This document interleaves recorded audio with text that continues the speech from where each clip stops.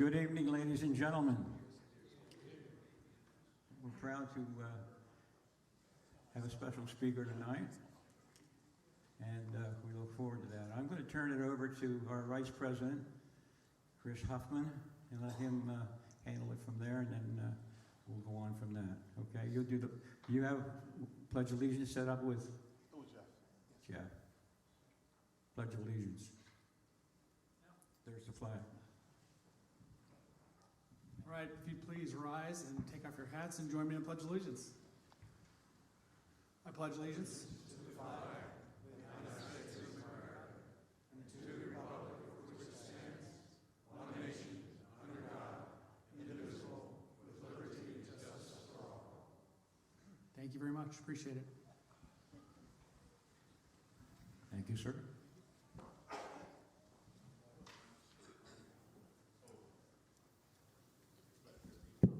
Now we're ready.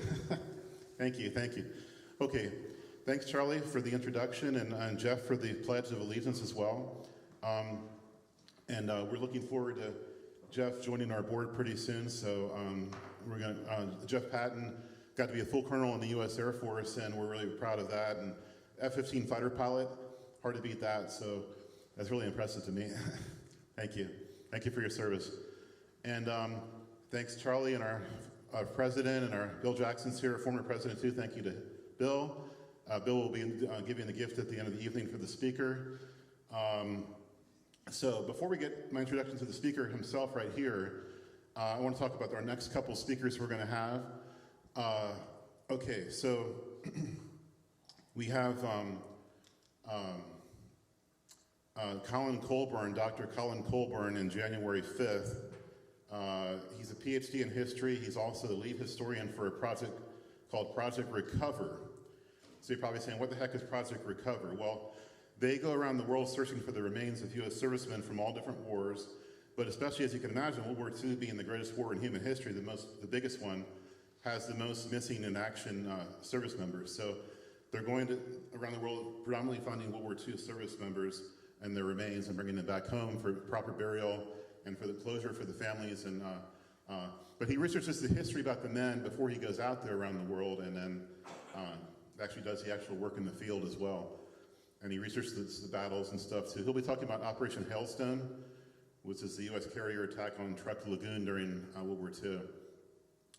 Then in February, we have Dr. Michael Berkner. He's a former chair of the Department of History at Gettysburg College. He's still a full professor there at Gettysburg College, still doing the work there, doing the history. He'll be joining us in February talking about a book called Democracy's Shield. Democracy's Shield, and that's about, he's studied about 700 archival records of American service members, World War II, and civilians from the home front during the war, about 700 records of interviews and of testimony, which he's compiled into a book about the U.S. military and home front during the war. So he'll be speaking about that. And okay, we do have to remind you that our helmet committee in the back of the church at the end of the meeting will be happy to receive any donations you might have to make for us. Obviously, it's not required, but we do appreciate anything you can do to help us. We do have ongoing expenses every month, and for our marketing. I mean, not so much marketing, but for our postcards, our Zoom service, and some speakers stay at hotels and different things like that. So we do have expenses. Obviously, all of us doing this, like me, are volunteers. We don't get paid, obviously, but we do it for the love of what we do. Let's turn to our honored guest here, Larry Alexander, who's sitting right here in front of me. He will be our speaker, obviously, tonight, and talking about the book called Biggest Brother, about the famous Major Dick Winters of Army Airborne, 101st Airborne fame. He's also he has also authored several other books. He was he was a journalist for about 30 years in the local area. He got several awards. He's actually nominated for a Pulitzer Prize for a series of articles he did on the Amish in Lancaster County. So that's pretty prestigious. I mean, you hear about the Pulitzer Prize like JFK got for history, you can also get it for other fields like journalism as well. So it's something very impressive to be considered for that high honor. And real quick, I want to thank all the veterans here, especially our World War II veterans who are one of the hallmarks of what we do, and we're very proud of them and all the veterans here. Now a little bit more about Larry. He also wrote a book called A Higher Call, which is one of my dad's favorite books he's read and gave to me, about an incident over there with a bomber pilot and a German Luftwaffe fighter pilot. And instead of shooting down the American, the German came up alongside and saluted, and they saluted back and forth. So that was kind of an example of mercy during warfare, which was the most terrible war in our world history. You can still talk about honor and about, mercy to your adversary, even during the height of the worst war we've ever had in human history. So I think we should now turn it over to Larry, let him do the speaking instead of me here. So Larry, we're going to welcome you. I've heard you have lapel mics, so you're ready to go. Okay, thank you.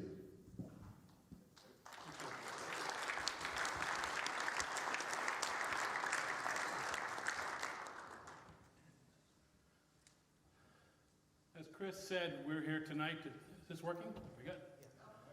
Chris said we're here tonight to talk about a gentleman who lived just a few miles down the road here, actually. Gentleman, at least most of you, if you didn't know him, at least you heard of him. Back in 2001, Home Box Office was showing a miniseries that caught the attention of viewers all around the world. The miniseries was Band of Brothers, and then about the Easy Company of the 101st Airborne's 506th Parachute Regiment. And the central character of that was of course, Richard D. Winters. That same year it came out, 2001, I was a reporter for Intelligencer Journal in Lancaster, and my boss came up to me and said, "Are you watching that series?" I said, "Yeah, I am." He said, you remember, you saw Dick Winters on there. Said, you ought to try to find him. He lives in Hershey. That'd be a good story. And I thought, yes, it would. So I made a few calls, and I tried to track him down. I found an old Hershey phone directory, and I called the number there, but it wasn't Winters' number. And I don't know who that poor soul is that got that number, but I'm sure he got a lot of phone calls. But finally, I came across a magazine, a special issue of a magazine that had a story about them and gave the contact for their Veterans Association. So I called out there. It was in Minnesota or Minneapolis or one of those cold places. And he said, "Well, I have nothing on Winters, but I can give you the number for Bill Garnier." Well, I knew who Bill Garnier was. If you watched the miniseries, you know who Bill Garnier was. South Philly boy, kind of rough around the edges, said what was on his mind. So I called him up, and he says, I answers the phone. This is Bill Garnier. Who the hell is this?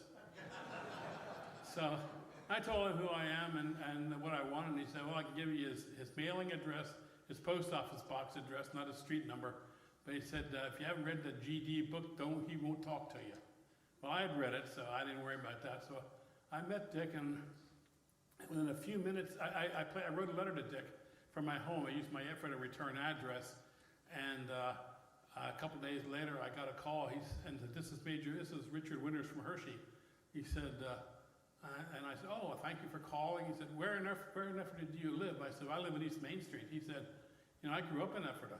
I didn't know that. He said, "Yeah." I said, "Where?" He said, "East Fulton Street." I said, "Where?" "So did I." "Where?" He said, "The house next to the stockyard." I said, "Get that house was 100 yards from where I grew up." Excuse me. He said, "Did you know Lottie Gardner?" I said, "Yeah." She lived just up the street also. He said, "Well, she was my favorite aunt." Well, that clicked. That was it.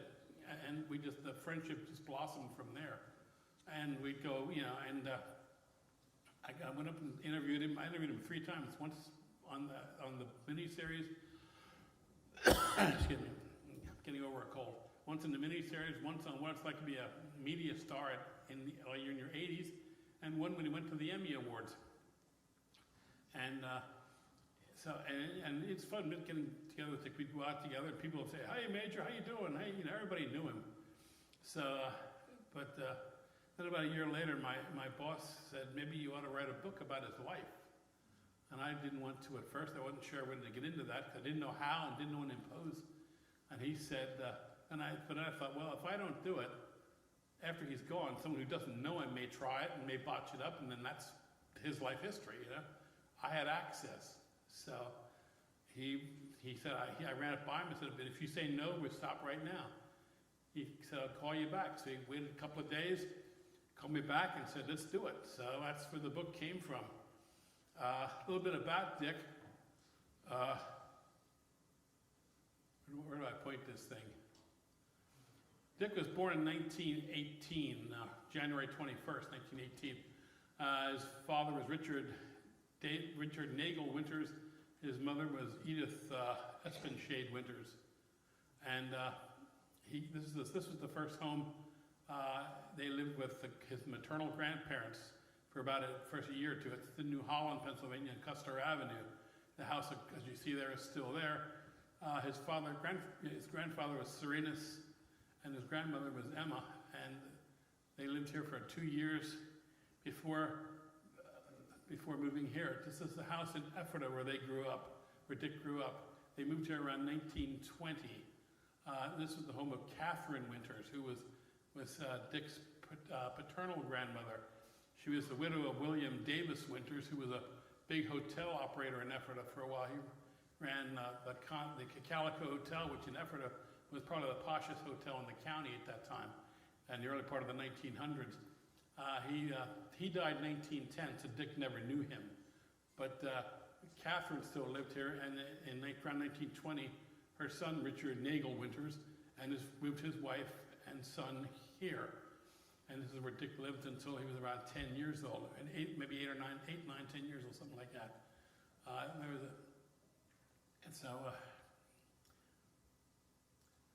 This was the house across the street where his Aunt Lottie lived. That house, of course, is still there, too. This was Dick right here. Right there. He's about 8 years old in that picture. He's pictured with his cousins, Jack and Jane Gardner.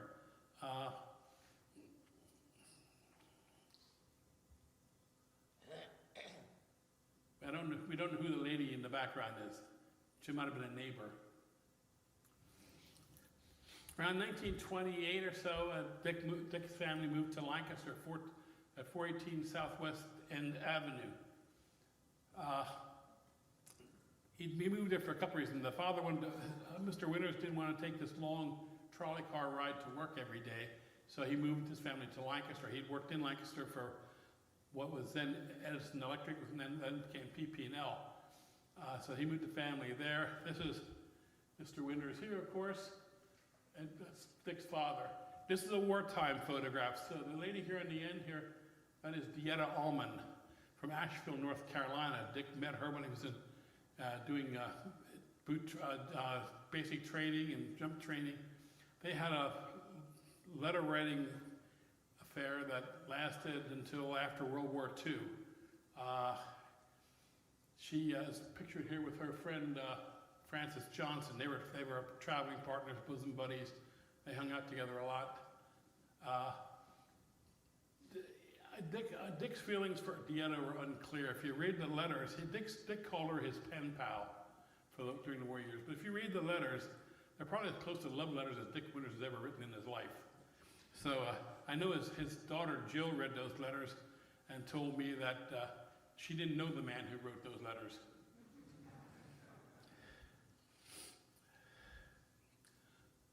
So anyway, that's 418 Southwest End Avenue today, with the on the right. This one here.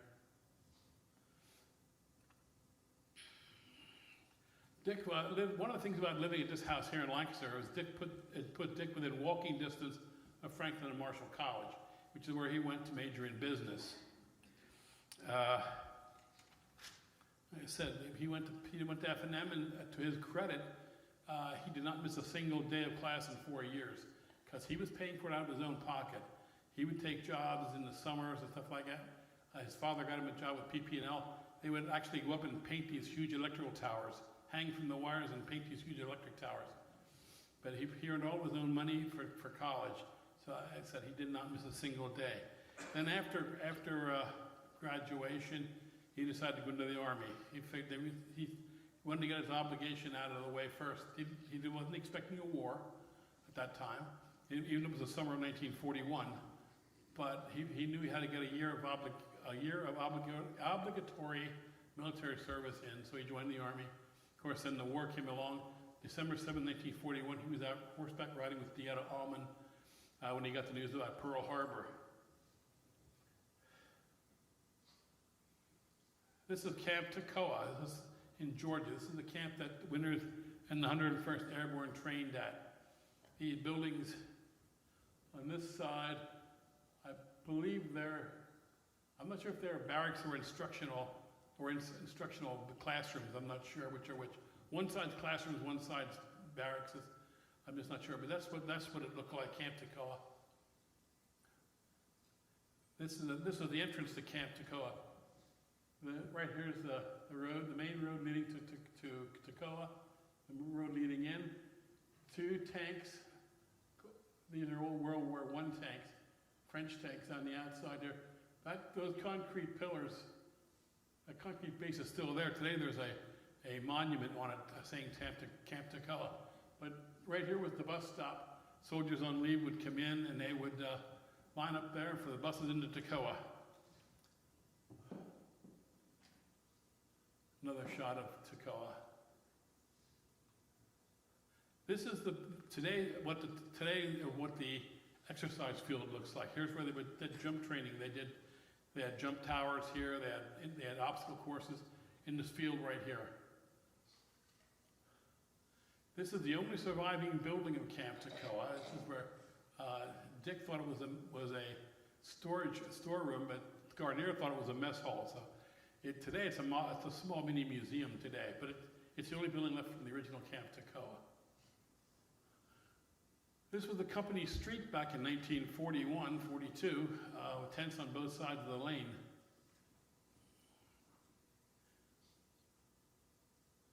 This is Mount Currahee. This is when Winters said, when he saw this, he said, we're going to have to climb that sucker. Now, you didn't have to climb it, but they had to run it. 3 miles up the mountain trail, 3 miles back down again.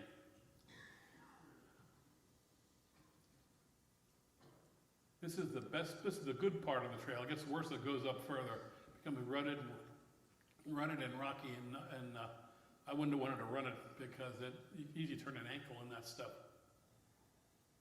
Once you're up there, the view's spectacular. That's the view.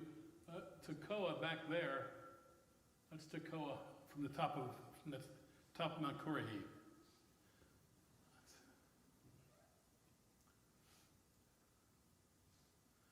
Okay, in September of 1942, Winters and his men were shipped off to England. That destination was Aldbourne in Wiltshire. Some of the men were bivouacked on a soccer field, football field they call it over there. They had set up Quonset huts and stayed there. Some of the men, especially the officers, were billeted in houses in the village. That's the one Dick Winters was in right there. That's Barnes' store, owned by this couple, Louis May and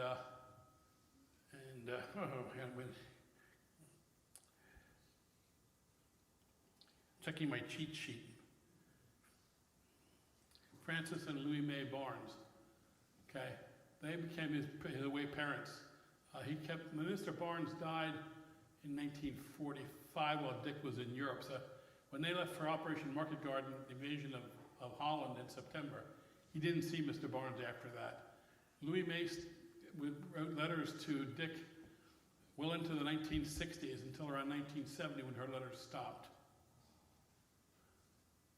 He considered them his family away from home. He loved these people like his own family. They had a young girl they were keeping with them. She came from London. She was brought in because of the bombings, because of the Blitz. Children from the cities were shipped into the country. Her name was Elaine, and she stayed with them. Became a pen pal to Dick's younger sister Anne. He met them in the cemetery at the church. Let me back up here. At the church back here, behind that church there's a cemetery. That's where Winters met them. He went to church one day and he went around to the back looking at the cemetery and sat down for have a little solitude to reflect on where he was and what was going on. And the Barneses came into the cemetery and laid flowers at a grave. The grave was their son, who was killed, he was of the RAF, he was killed in 1941. So, and then they saw Dick, and they came up and struck up a conversation, and they liked him, he liked them. And then when the military asked people in the village to put up officers, Barnes said they'd take 2 men, provided one was Dick Winters. That's the house today. Dick's room was this one right here, in the upper left, on the front here. He and Harry Welsh shared that room while they were built in England.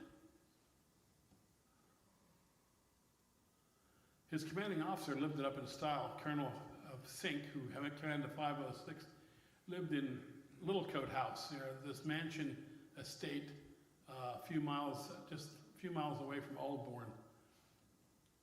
If you saw the miniseries, you'll remember the Herbert Sobel mutiny. Winters' first company commander, Herbert Sobel, and Winters did not click. And Winters was very popular with the men. Sobel couldn't stand that, so he kind of rigged it so Winters would be in trouble, would get in trouble and be threatened with a court-martial. His men didn't like that idea, so all the sergeants went to Colonel Sink to turn in their sergeant stripes. And they said they won't be NCOs in a company led by Herbert Sobel. That meeting took place in this room here. It was Sink's office. And it was also in this room later that Colonel Sink removed Captain Sobel from command of Easy Company, put him into jump school at Chilton Folliot nearby, and moved Thomas Meehan in to command Easy Company, and brought Dick back. Dick had been sent to the mess tent to be the mess officer. Brought Dick back as the executive officer of Easy Company.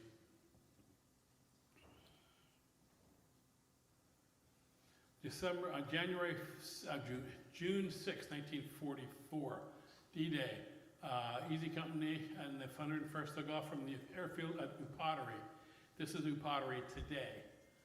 Still, the runways are still there. The control tower is back there. There's another shot of the actual runway. They took off here, and their next destination was going to be Normandy. Dick Winters and the 101st were supposed to rally at a place called St.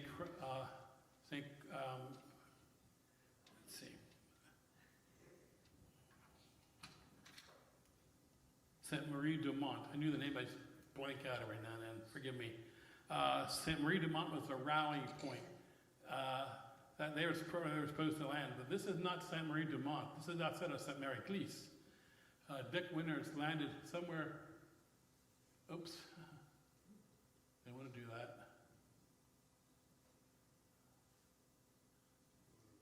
It's not going the right way, is it? Ah, it is.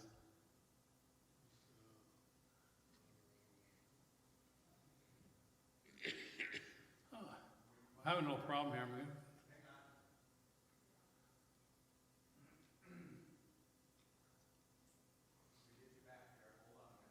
Okay. Yeah, thank you. You always seem to advance no matter where I went. Anyway, so he landed in this field somewhere, just a couple hundred yards from this church here. If you've seen The Longest Day, you'll recognize this church as the church in the middle of St. Mary Glisse, and has the dummy of the paratrooper hanging up there. That is Private George Steele of the 82nd Airborne, who landed on his parachute snagged on one of those finnacles until he got cut down and brought in at the steeple. But this is not where Dick was supposed to be. So they had to walk towards St. Marie du Mont, get their bearings, walk towards St. Marie du Mont. Their first action on D-Day was here, at this location. If you've seen the miniseries, you remember a couple of wagons, supply wagons led by horse-drawn wagons, with German troops coming through a railroad tunnel and into an ambush.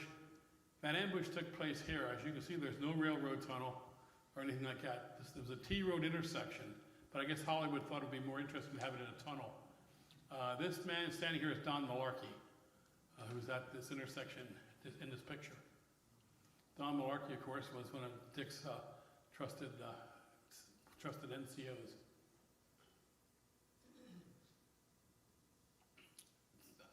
By daybreak, Winters and his men were moving in on toward their objection.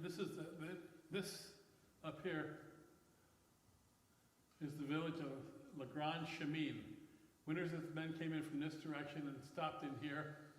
They were told then that right here is an estate known as Breakcourt Manor, and that the Germans had artillery placed along this tree line, and all of them were shooting and firing on the American troops coming ashore on Utah Beach. Winters' job was to knock out those guns.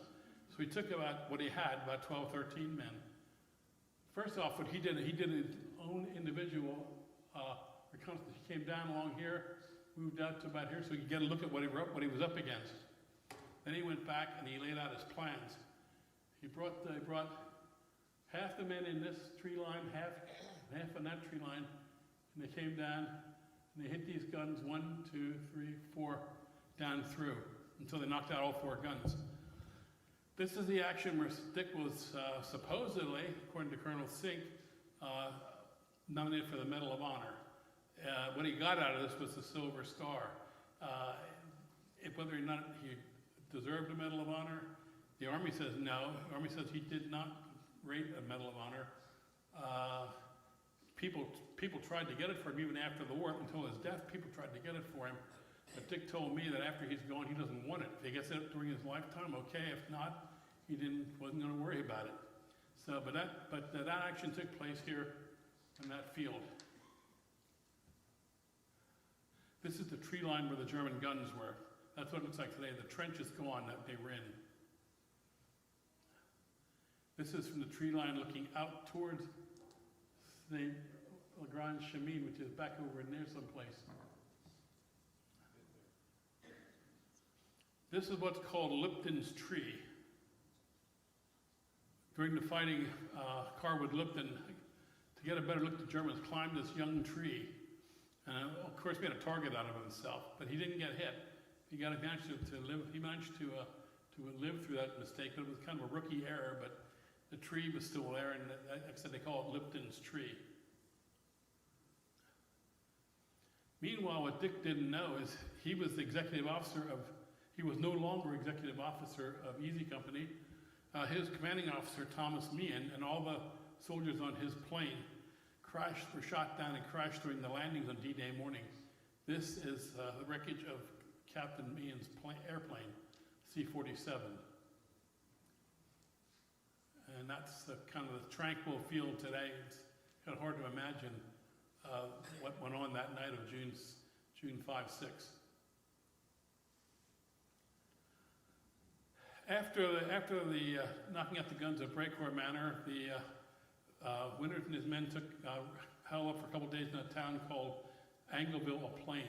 Now, I don't have any photos of that right now, but I mention it only because there was a church there, and in that church, if you go to there today, you'll find it was a field hospital. There were 2 American medics there taking care of wounded Americans and wounded Germans.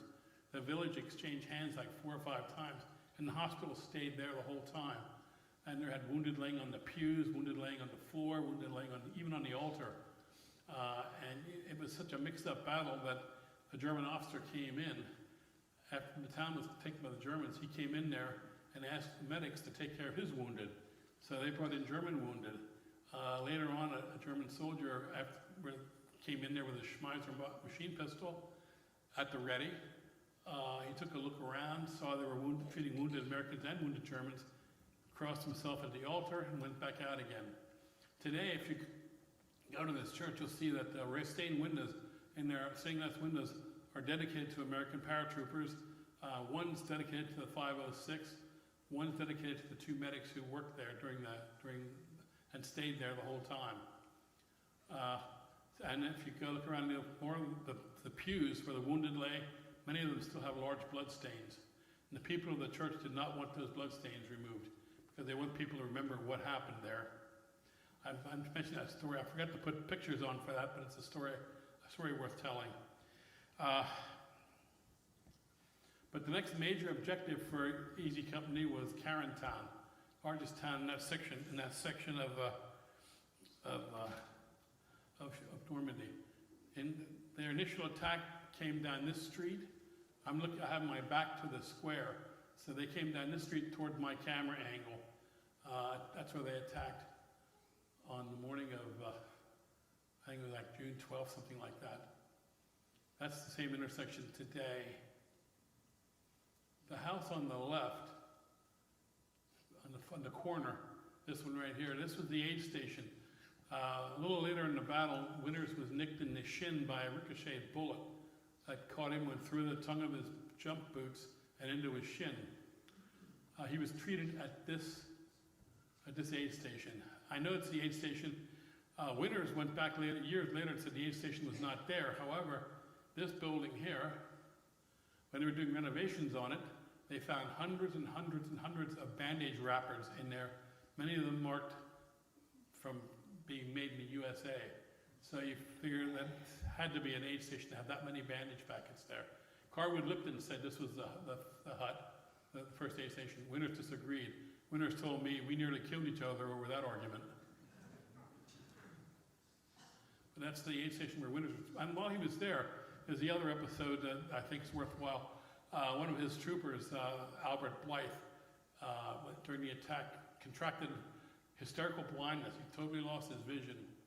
He was taken back to the aid station, and while Winters was getting his wound treated, he talked to Blythe and kind of gave him comforting words, saying, "You're okay, we'll send you back, get treated, get looked at." And a few kind words, and Blythe's vision cleared up. And he said, "I can go back to my company now, my platoon now." And Winters at first didn't want to let him, but he wanted to go so much that Winters finally said, "Okay, go ahead."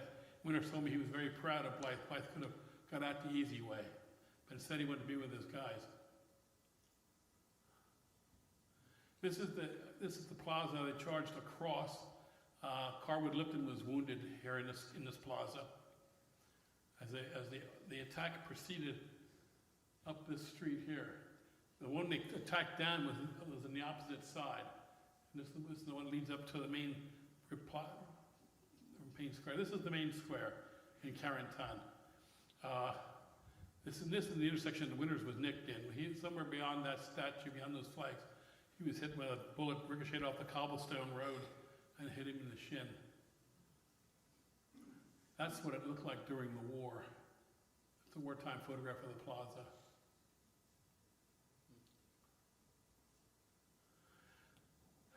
But then after Carentan was taken, they didn't have much time to sit and relax. They were moved out of Carentan and a couple miles down the road to take up position to defend what they had. This area here is what they call Bloody Gulch. Winters and his men dug in along the tree line in the foreground where this camera angle is. And the Germans were across the field in that over there, and the Germans launched an attack across that field. Winters and his men were cut off. The whole division to their left was pushed back. Winters and his men held their ground and kind of blunted the attack and kept it from getting too bad until American reinforcements could come up there and help secure the line.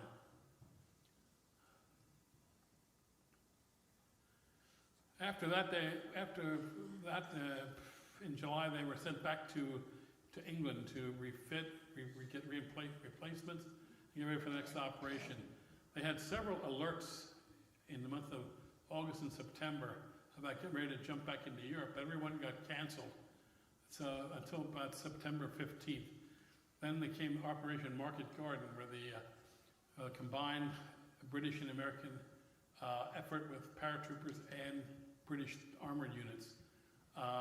Paratroopers would go in, the 101st would go in first, take the bridges at Eindhoven, and then the 82nd would go in further up, take the bridges at Nijmegen, and the British would go up and take the bridge at the Rhine. And the idea was to hold open the road so the British armor could roll up and roll right into Germany. But it didn't work out quite that way. No one asked the Germans if they wanted that to happen. But this was the picture. This picture was taken on the 17th of November. This is British armor coming through Eindhoven.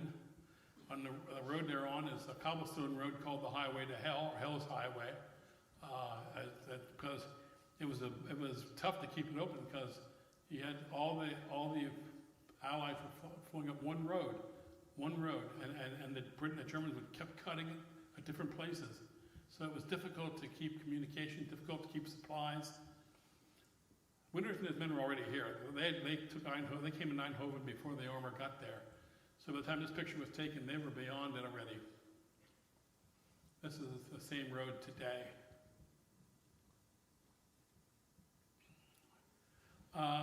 Winters and his men were out in front of the armor, out in front of the British armor. They moved into this village, town called Uden. In Uden, they built up a defensive perimeter. Winters set up his headquarters in this building here.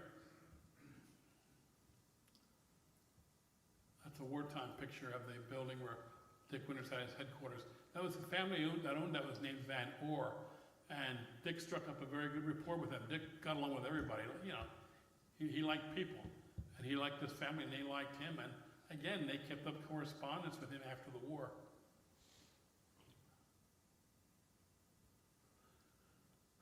Around the beginning of November, they were in an area called the Island. It wasn't really an island, but it was a spit of land between the Rhine River and I forget which Dutch river it was, but it was a peninsula. Was what it was. It was very marshy, very swampy. Had dikes crisscrossing the fields. These are some pictures of the 101st Airborne dug in along that line.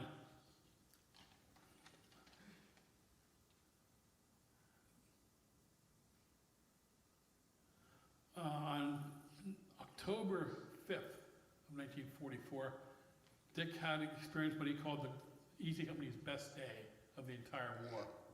If you've watched the miniseries, you remember this one where it was called the Crossroads. There were two roads came together, a dike road that ran from across east and west, and another one that ran north and south, starting and ran down to the Rhine River. On that crossroad, there were Germans on that crossroad, and Dick sticks out on a patrol and spotted these Germans up ahead there, and so he came out there with just a squad of men, 12, 13 guys, and they took up a position in a trench back here across this field. This dike was not there at the time. That's a later addition. This was an open field. Anyway, Dick put his men into an irrigation ditch, and he came forward again, following this gully here, and come up the hill so he could see the Germans and what they were doing. So he went back and laid out his plans. Dick liked doing that. Dick would always go out there. He wanted to know what was happening. He didn't want to send anybody else. He wanted to know firsthand so he could make his plans. His plan was simple. The Germans knew he was there, and he figured it was only a matter of time until they flanked him. So he said the only choice he had was to attack the Germans. And he did. They started out there, threw smoke grenades, and ran across this field towards the dike, which is over here to the left. Again, here we're looking towards the attack field. They came from that end towards here. I'm on the top of the dike at this point, taking this picture. The destination was this crossroad right up here. That's the crossroad. It's now a Y now. It branches this way. It used to come to a T. But that's where the German machine gun were, and the Germans were beyond this dike. They were in this field here, which is beyond the dike. Winters and his guys are attacking across here. The Germans are hunkered down in this field here. Winters jumps up on the dike. He's the only guy there. He's all alone on this dike. About 100 Germans in the field in front of him. He just starts shooting. He burns through 3 clips of ammunition before his men caught up to him. Dick said charging across that field was the fastest he ever ran in his life. He said everybody seemed to be in slow motion but him. He jumped up in that dike. He was confronted by a German sentry. He shot the sentry. And first of all, they threw grenades at each other. Okay, the Germans' grenades went way far, landed way behind Dick and exploded without hurting him. Dick's grenade did not go off because he forgot to untape the handle. He pulled the pin, but he kept his handles taped down to prevent accidents. He didn't untape it. So before that German could realize it, Dick jumped back up in the dike, shot him, then saw the others, turned around, and started blasting at them. Till his men caught up to him. That day, he routed 2 entire companies because while he was doing that, another company of Germans, oops. Can you get me back there again? I don't know why. Another company of Germans was coming from this way. So the Winters and his guys are there. The Germans are here where these cows are. Another company coming this way. They get in the same trap. So the Winters, I think his men took like 50 or 60 casualties that day. They shot or killed or wounded 50 or 60 Germans that day and routed 2 entire companies. Dick only lost 1 man. And he said that was the best day Easy Company ever had in a war. He said, and it was all a result of poor German leadership. He said, they never should have left me out there. They should have flanked me. They had the opportunity. They didn't do it. That's a picture of Winters taken nearby, maybe 2 or 3 miles from that field. There's that Champ de Luc, is what the farm is named, and that's called the Champ de Luc Arch. That's a picture taken here. This is the one people recognize a lot of. They've seen this in a lot. At this point, he is now executive officer of the entire battalion. He was promoted after that island episode. Colonel Sink needed a good man, so he tapped Dick Winters to be his executive officer of the battalion. Champ de Luc Arch today.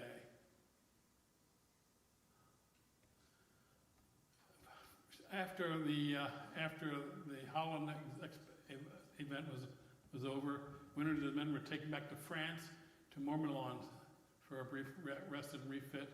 And then around the 15th of December, they got word that the Germans had broken through in the Ardennes. So they were loaded up in trucks and shipped to Bastogne. This is the center square in Bastogne, a wartime photograph. I wanted to show the damage to this town. That's the same angle. This is looking different direction. And today, of course, it's all fixed up. And this is the 101st coming into Bastogne. Rounding this curve, they're turning to their left as they come in to head for an area called the Beau Jacques, which Jack's Woods is what it is. That's where they were going to build, about 2 miles outside of Bastogne. That was where they were supposed to dig in and form a division, formed a fortified ring around Bastogne. This is the Easy Company moving into its position. That's the intersection today. They came up there and made the left where that red car is. This is Jack's Woods. Not much there. Has no green on very little green on the ground because the sun doesn't reach the ground there. It's so thickly wooded. It was here they dug in and spent the next week or so here. Dug in December 22nd. It snowed. And they were there. So they were in the snow. They were there in the freezing wind, and they were there when Germans would shell at them. These are foxholes right there. There's one. There's another one. Foxholes are still all over that woods, and they're easily to find. So are shell craters. That's when the time is starting to fill in. But Dick said the worst thing about that were what they called the tree bursts. The Germans would set the fuse to explode in the trees and blast the trees apart. So you not only had shrapnel from the shell, you had splinters of wood flying at you. While the 101st was besieged, around the 22nd of December, the Germans sent an ultimatum to General McCall, who was commanding the division, asking him to surrender to avoid any further loss of life. His one-word response was nuts. And that's his office today. Of course, that's Mannequin representing General McAuliffe. That is the office where he issued his nuts response to the German generals. If you go into Bastogne today, especially and you're in the square of Bastogne, probably half the stores there have the words nuts in their name. And this is just a painting, but this is when the breakthrough came, when Patton's troops kind of broke the ring, and American aircraft could roam because the skies cleared. This is just a painting representing the event. This man here's supposed to be Dick Winters. I just thought it was a neat painting, a neat depiction. Again, these are more foxholes that are still there. Like I said, they're pristine, many of them, pristine. After the siege of Bastogne was broken, the next thing was to push the Germans back where they came from. So for Easy Company, their next objective was the town of Foy. To reach Foy, they had to charge across an open field towards the village. Picture was taken of Foy from their jump-off position, or from Easy Companies took off. It was here that Major Winters kind of led, they had you remember the episode where the commanding officer, since Winters was XO now, he wasn't no longer commanding Easy Company. Lieutenant Dyke was running the thing, running the show now, but Winters called Dyke a good administrator, but not a combat soldier. In this attack, Dyke froze up and left Easy Company hanging out in the open. So this is where Dick turned to Ronald Spears and said, "Spears, get in there, relieve Dyke, and take the attack in." Spears was in another company, but Dick was battalion commander. He could pluck him out of a company and put him in command of Easy Company. Dyke and Spears would be the Easy Company's company commander for the rest of the war. Okay, this is downtown Foy. This was where the attack carried to, through the middle of downtown Foy. This is a side street in Foy. An interesting story about this building here. This building right here. One of the medics in the 506, Ralph Spina, was supposedly fleeing from some Germans. He was running down the road towards the camera position, and he ducked into that building to get away from the Germans. Well, there were wounded Germans inside that building. So he went out the other door. He went out another door and kept on running. The Germans came up on that building, thought Spina was still in there, and threw grenades into the building, not knowing their own wounded were inside. Now, that's not a story. That's my guide here, who's an expert in the battle, said he has never confirmed that story, but he's heard it several times. So I relate it now just as an interesting aside. That's the building today, right there.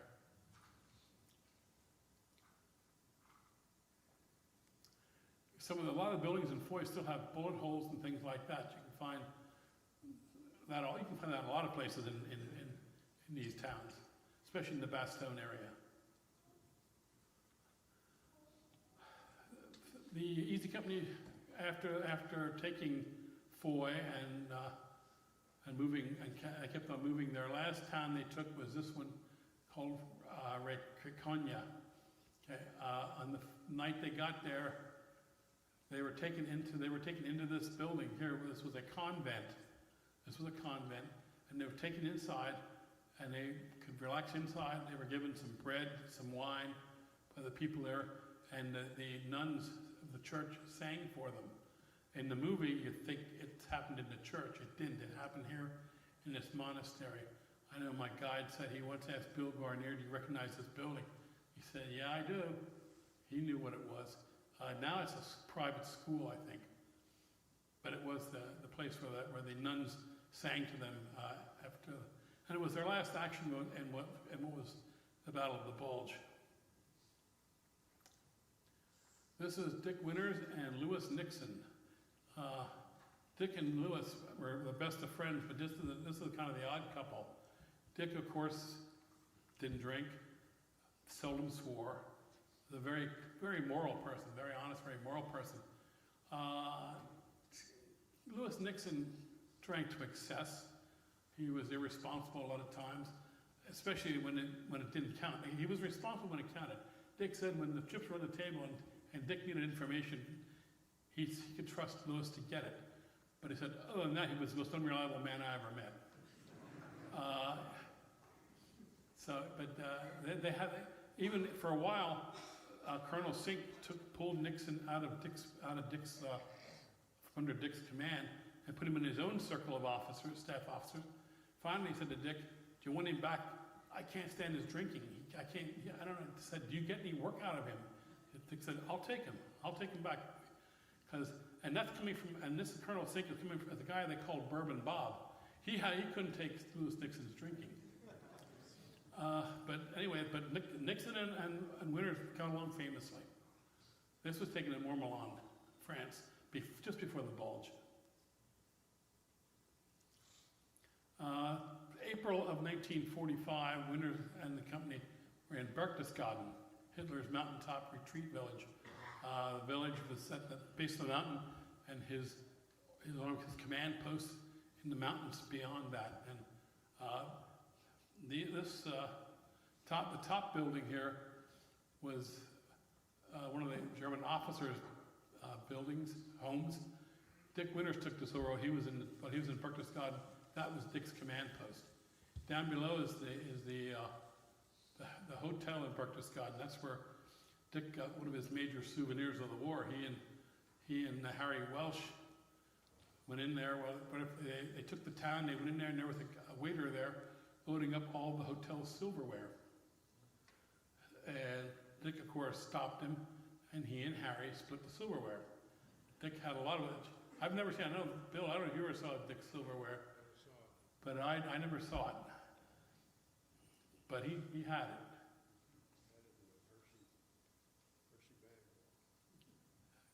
VE Day, Victory in Europe Day, the day of the surrender came into effect. They were on Hitler's patio at Berchtesgaden. That's Dick right there in that end. That's Lewis Nixon, and that's Harry Welsh. Not sure who the other two gentlemen are.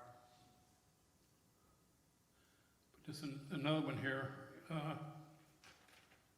have the names written down for this one.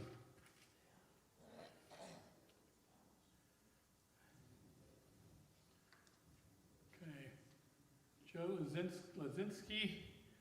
And then this is Steve Mihawk, Winters runner. Winters liked this guy. Then there's Winters right here. Lewis Nixon, Harry Welsh, and I'm sorry, that's Lloyd Cox. I think one of the others is. But anyway, those are Winters' staff officers, and they're enjoying some of Hermann Goering's wine on the balcony of Hitler's home. This is Lewis Nixon on VE Day. One of the things that they came across when they took the town was Hermann Goering's massive wine cellar with racks 10 foot tall filled with wines from all over Europe. And you see here Lewis went through them and picked out some of the better quality stuff.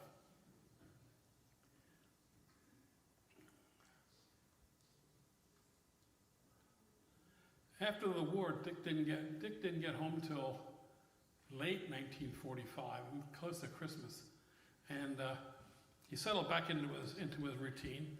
At first he took a job with Lewis Nixon. Lewis Nixon offered him a job at the Nixon Nitration Works in Nixon, New Jersey. Nixon, New Jersey is now Edison, New Jersey, but Dick took the job there and became personnel director. It was a kind of stormy job because Lewis is drinking, and the fact that Lewis didn't always show up at work. Dick said, and when they socialized, Dick said, "I'd just sit around there. We'd get together, sit around, and I'd watch him get drunk." So it was kind of a strange relationship. But in the case of Lewis Nixon, the acorn didn't fall far from the tree. His father was also a heavy drinker, and I remember Dick one time went to the house. He got a call from the Nixons, the elder Nixons' housemaid, said, "I can't control him. You know, he's out of control." can you come over and help me? Well, Dick didn't want to do that, but he pretended to bring the mail in.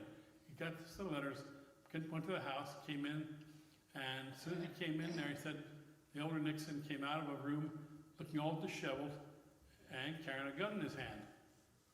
And he said, oh, it's you. He said, yeah, I just brought the mail over.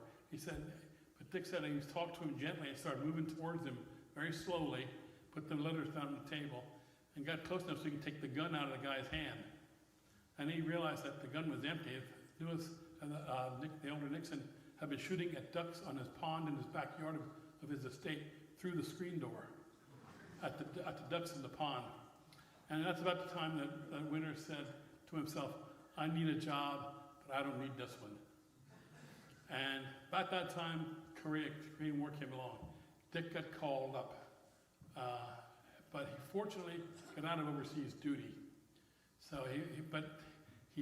one thing he did do is he trained Army Rangers.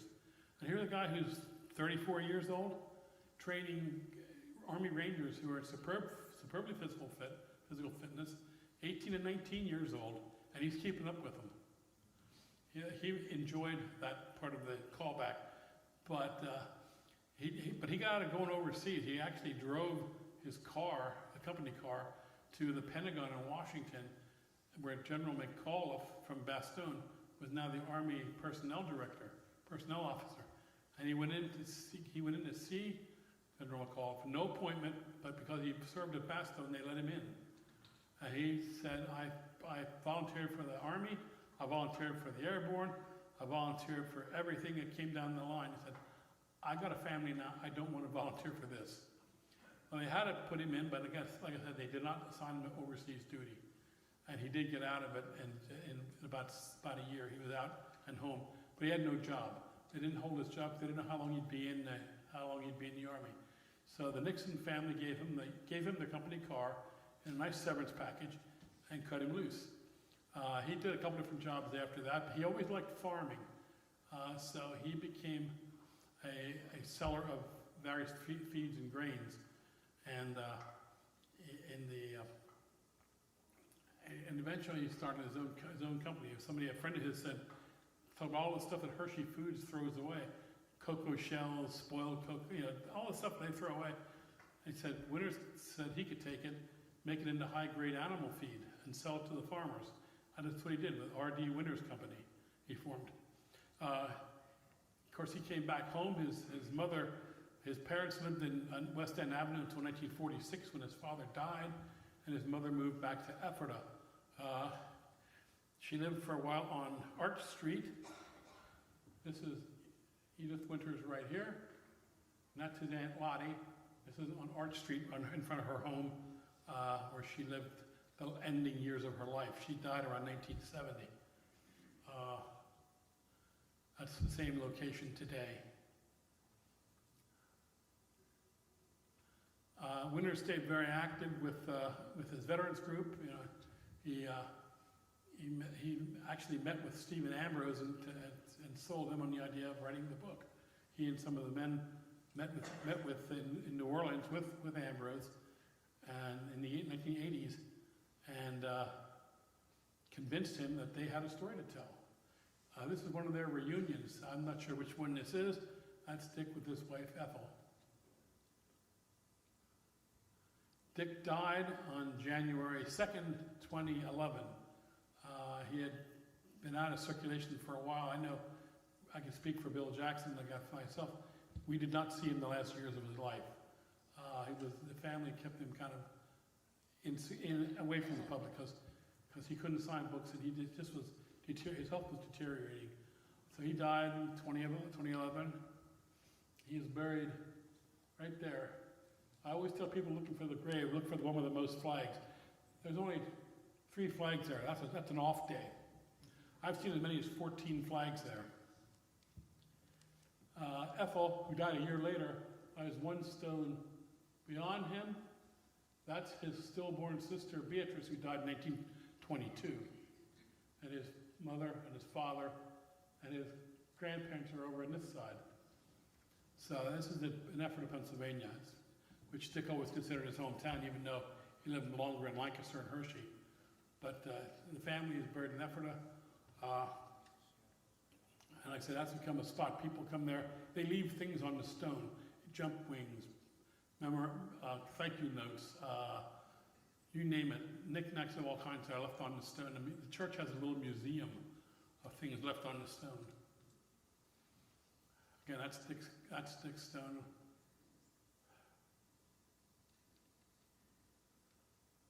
Very plain, very simple, just like the man himself. Very simple. Around 2012, 2013, Ephrata took the linear trail that follows the old Conrail rail line and made the Major Richard D. Winters Memorial Walking Trail. That's what it's called from one end. It's called that from one end of the Burr line to the other. And it's a very busy place. People stop there all the time. And just adjacent to that is the Winters Leadership Memorial. The monument here, up here, of Dick Winters, is an identical copy of the one at Sainte Marie du Mont. That was put there a couple years earlier to commemorate the 101st rallying point. It's about a mile or two inland from Utah Beach. The same artist made a copy available for us in Ephrata. We raised the money for it. I was on the committee that helped do that. It's a Veterans Plaza. These bricks here, many of them have the names of veterans engraved on them. And if you look down from above, the brown bricks form a star. And these are plaque. One of these says Winters Leadership Points. Another one is Ephrata Connections. These are sayings that Winters had about sort of like, war doesn't make men great, or war doesn't make men great, or brings out the greatness in men. So, in stuff like that, different sayings that he said are there at the plaza. Again, it's a very popular spot. People stop there.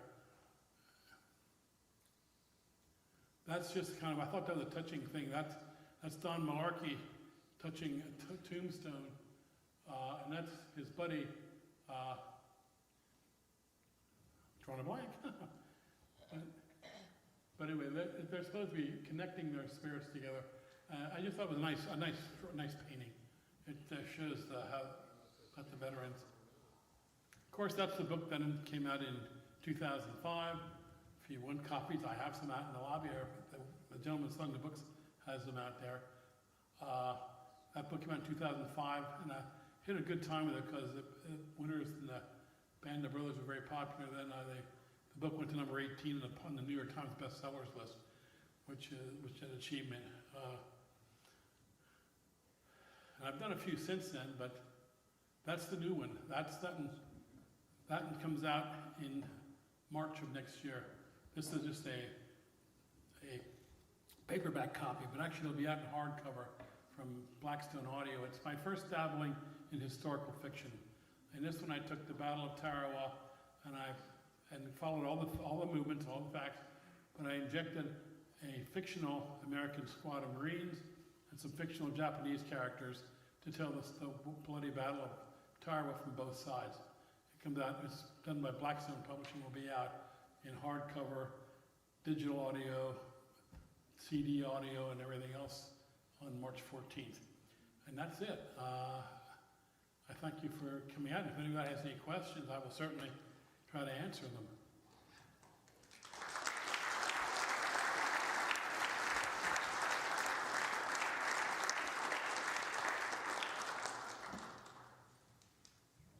Anybody? Working? Oh, there we go. Thank you. Yeah. We'll do a question and answer period.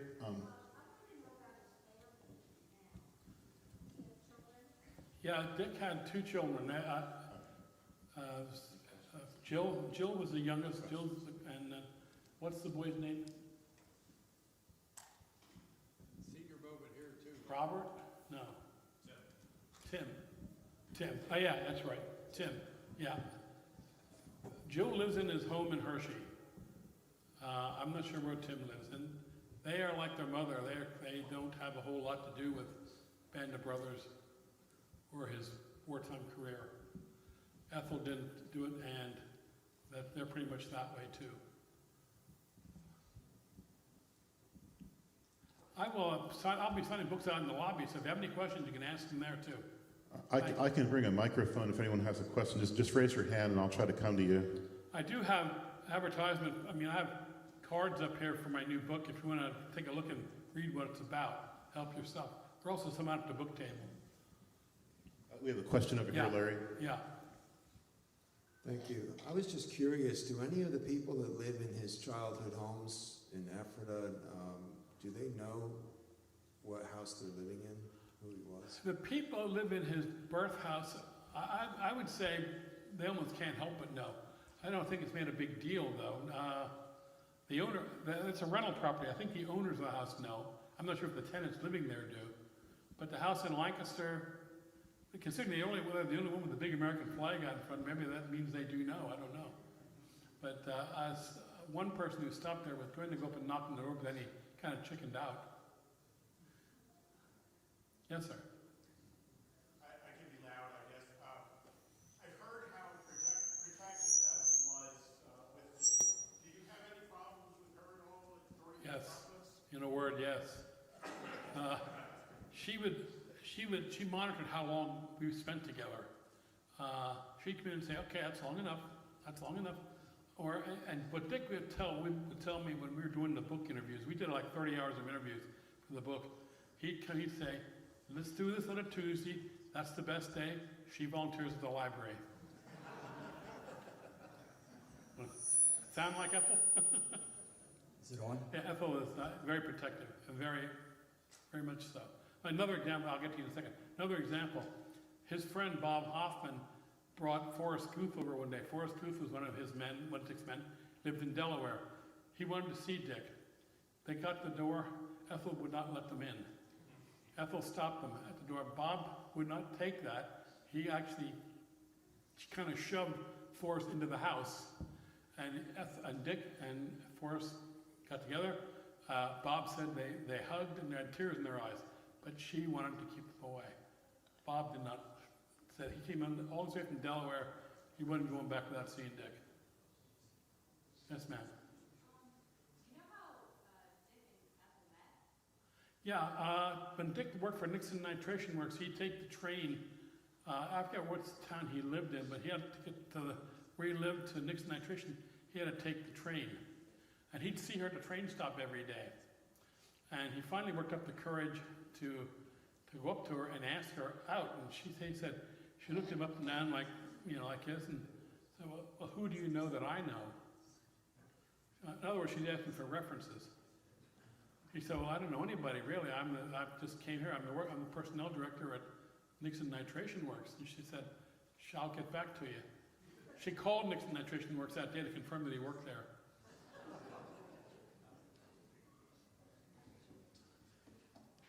Yeah. True story.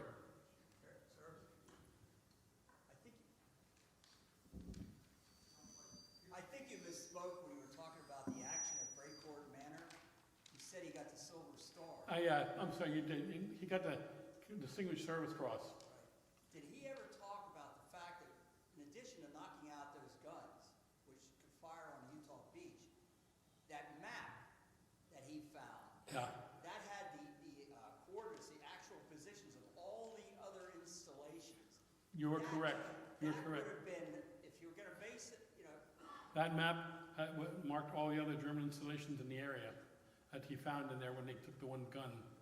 is that somewhere in the archives? That I don't know. Whatever happened to it. He handed it back to his commanding officer. Went from there, who knows where it went. Well, when you were showing the picture of Berchtesgadener Hall, Yeah. I lived in there. Huh? I lived in Berchtesgadener Hall Oh, really? for 3 months, Oh, wow. and unfortunately they've torn it down. But that was where Rommel stayed, that's where Chamberlain stayed, all the Yeah. dignitaries. Yeah. Because only SS and party were allowed on the mountain. The Wehrmacht, they had to build another concern down in the town. Did I see anyone else?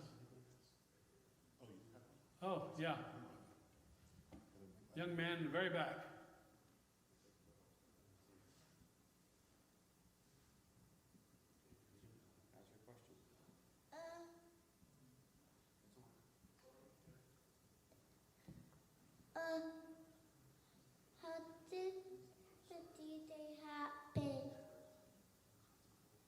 When did D-Day happen? Tuesday, June 6, 1944. Long time ago.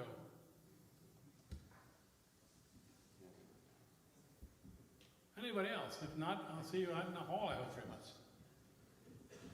Question? Before we close everything, let me come up front again. We have a speaker gift and also a couple more announcements to make. Larry, just one moment. First of all, we have our treasurer and our board member Patty want me to announce this. I'm going to announce this event here. Bev Barb, who you probably know, come here many times. Beverly Barb, she's hosting an event December 4th, 1:30 p.m. at the Lebanon Expo Center, Lebanon, Pennsylvania, for a Pearl Harbor commemoration. December 4th at the Lebanon Expo Center, Lebanon, PA. And I don't know if you have a pen on you, but if you want to contact her, the address to contact is the World War II Homefront at gmail.com. The World War II Homefront at gmail.com. Also, our President Charlie has noted there's also a commemorative event December 7th at the Capitol building to commemorate Pearl Harbor as well. So if that's something that you want to put on your radar as well, too, to maybe attend that, that's something you could also think about as well. Before we close everything, I do want to also give a little friendly reminder once again that our speaker committee is always happy to, with their helmets back there, to get any donations that you might have. It's not required, but we do appreciate it if you can. And we have a speaker gift to our former president, Mr. Bill Jackson. We'll give our gift to the speaker, and if you have any words, I'll give you the mic here. Larry, thanks for bringing back a lot of memories. We both spent a lot of time on Elm Avenue at Dick's house. One of our traditions here at the World War II Roundtable is we present you with our very rare Thank you. World War II Roundtable mug. Thank you. You don't have to drink coffee in it, by the way, whatever you'd like. I do. I love coffee. Can I add that one story about the DAR? Sure. Folks, I knew Dick Winters for 25 years as a personal friend. Towards the end, the Daughters of the American Revolution contacted me. I was president of the Sons of the American Revolution chapter in Harrisburg at the time. And they said, we have given Major Winters our National Medal of Honor. This is the kind of thing they gave to Westmoreland and everybody else. And they said, but he's not well enough to come to Washington to receive it. Do you think, they knew that he was a friend of mine, and they said, do you think we could come to the House and present it there? So, as Larry said, I asked the General, Ethel, if we could do that, and she agreed. So the national president of DAR, the state president of DAR, the lady who was chairman of their Medal of Honor committee, they all came to the house. We're in the living room. We have a ceremony. Dick was sitting in a chair. And they had the ceremony and presented him with the medal. And when they were finished, the president of National DAR said, Mr. Winters, I'd like to have my picture taken with you. Dick just smiled, sitting in his chair, and went. So the national president of DAR had her picture taken sitting in Dick Winters' lap, as did the state president of DAR. So that's a little postscript. Larry and I have a lot of stories that we've shared between each other. Thanks again, Larry. Thank you. Thank you, President Jackson, and thank you, Larry, so much for your presentation. So once again, Larry's will be signing books, and we have a bookstore representative selling books on his behalf out front. I've been told that there's copies of all his books, not just the Biggest Brother one, but also all his multiple books are out there for you to get and to get a signed copy if you want to get a copy. Thank you so much, guys. We'll see you here next month for our next speaker. Thank you, and thank you, Larry.